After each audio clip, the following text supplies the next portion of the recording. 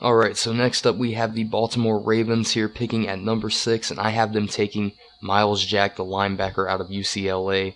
Daryl Smith just retired. He's a really good player, and they still have C.J. Mosley, who's a great middle linebacker, but I think if you take Myles Jack and put him next to C.J. Mosley, you could potentially have two elite middle linebackers manning that defense and really making a difference for that football team. They already have a lot of talent on that team, regardless of what their record was last year. It's a good football team, and when you get a duo at linebacker like Mosley and Myles Jack, you can really make some things happen on the defensive side of the ball. Okay, for the next pick, I have the San Francisco 49ers getting Justin Smith back. In a sense, in my opinion, they're going to pick Joey Bosa, who to me looks like a replica of Justin Smith, maybe even potentially better.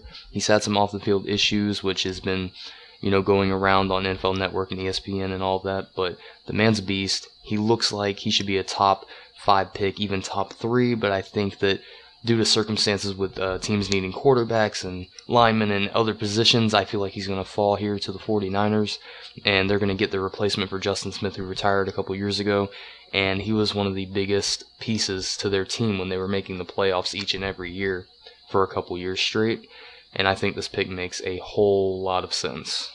Alright, now we have the Cleveland Browns here at number 8 after trading with the Philadelphia Eagles. I have them reaching a little bit here, but I think it's necessary, and I also think maybe on draft night they might trade back down again and get the same pick, but I have the Browns leaving Chicago with Paxton Lynch. Now, he's a little bit of a project quarterback, but Carson Wentz, Jared Goff's gone. The Browns really need someone. I don't think RG3 is the answer. I don't think many people do. So you get Paxton Lynch, let him sit a year behind RG3, and hopefully he'll develop into the quarterback that they need, because they've been trying with Manziel, with Brandon Weeden, and all these quarterbacks, and it just continues to fail. So they really need that franchise guy to step up, and I think maybe, just maybe, Paxton Lynch will be that guy. With the 9th pick in the NFL draft, I have the Tampa Bay Buccaneers selecting defensive end DeForest Buckner.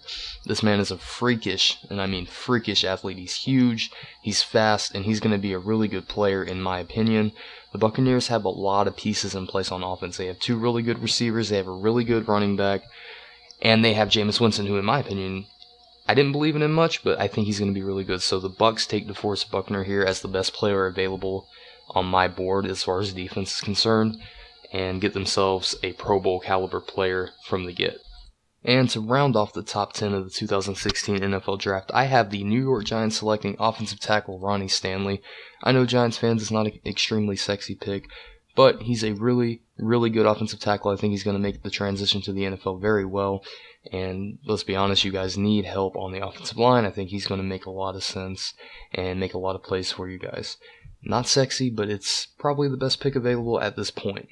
So that was the top 10 of the NFL Draft for my mock draft. If you guys enjoyed the video and want to see the rest of the first round, let me know in the comments, and I will hopefully see you guys.